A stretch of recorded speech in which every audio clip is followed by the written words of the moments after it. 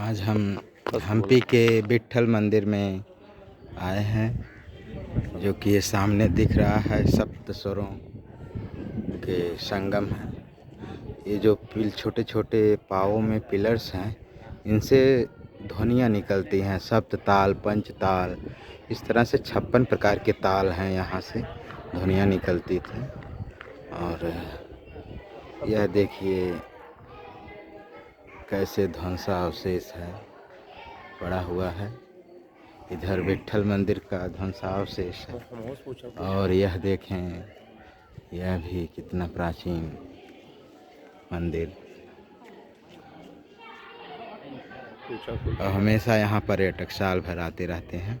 हमारे साथ हमारे मित्र माधव सिंह और पवन कुमार चौबे जी भी मौजूद हैं, जो बहुत ही अभिभूत एवं द्रवित हैं। डॉक्टर माधव सिंह जी इस ध्वंस को देखकर बहुत द्रवित हो गए हैं कि इतनी प्राचीन संस्कृति को क्यों तोड़ दिए, उनमें क्या विचार थे, ऐसे क्यों तोड़ा गया, उसको लेकर बहुत द्रवित हैं।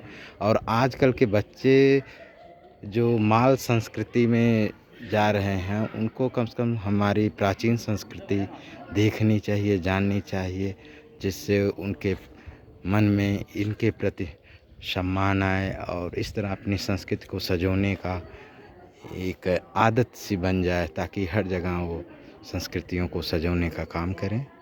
हम पूछेंगे कि डॉक्टर साहब से कि आपको कैसा लगा। हाँ डॉक्टर साहब। धन्यवाद शुक्ला जी। जैसा कि मैंने आपसे कहा था कि जब ये टूर प्रोग्राम हो रहा था, तो मैंने आपसे कहा था कि मैंने ऐसे ऐसे जगहों को रखा है जिसको देखने के बाद आपको ये लगेगा कि हम वास्तव में क्या हम भारत में ही हैं।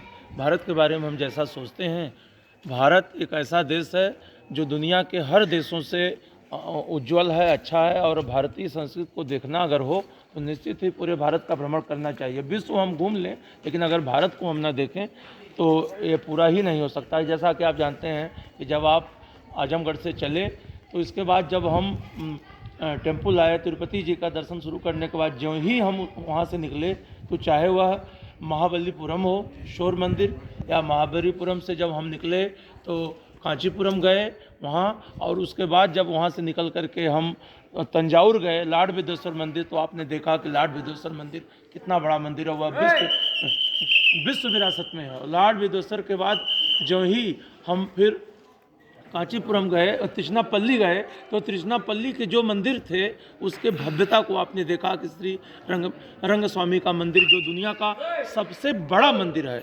और उसके बाद जब आज आप हम्पी आए हैं, तो हम्पी देखकर हम अभिभूत हैं।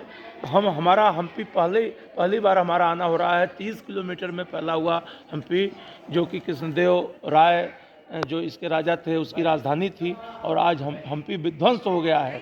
लेकिन इसके ध्वंसावशेषों पर जो भी दिख रहा है, इसको देखने के बाद हम अपने सारे बच्चों से, भारतवर्ष के सभी बच्चों से चाहेंगे कि ऐसी विरासत को वह देखें। और हमारी जो माल संस्कृति बन रही है, हमारी जो एसी संस्कृति बन रही है, हमारी जो बार संस्कृति बन रही है, हमारी जो कार संस्कृति बन रही है, हम जो ऐसी संस्कृतियों से निकल के अपने इस संस्कृति में आवें और ये विचार करें कि क्या हम वही हैं जो थे, और आज जो कि क्या थे, क्या हो गए और क्या होंगे अभी।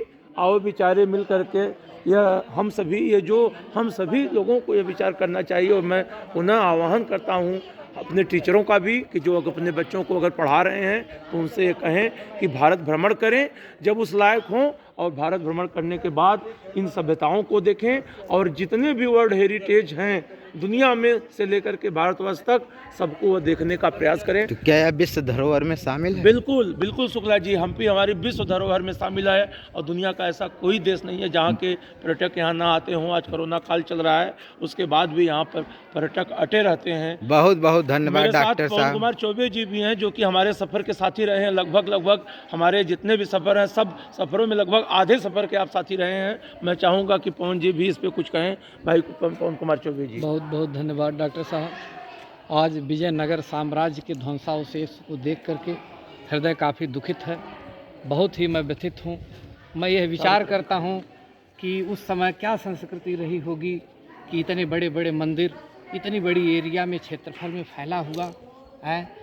आक्रांताओं ने इसको तोड़ दिया। 1565 ईस्वी में तालीकोट के युद्ध में इसका नाश कर दिया गया, विध्वंस कर दिया गया, इसके दीवारों को तोड़ दिया गया, इन मंदिरों में आग लगा दी गई, जो कि बेहद दुख का विषय है, बहुत कष्ट होता है।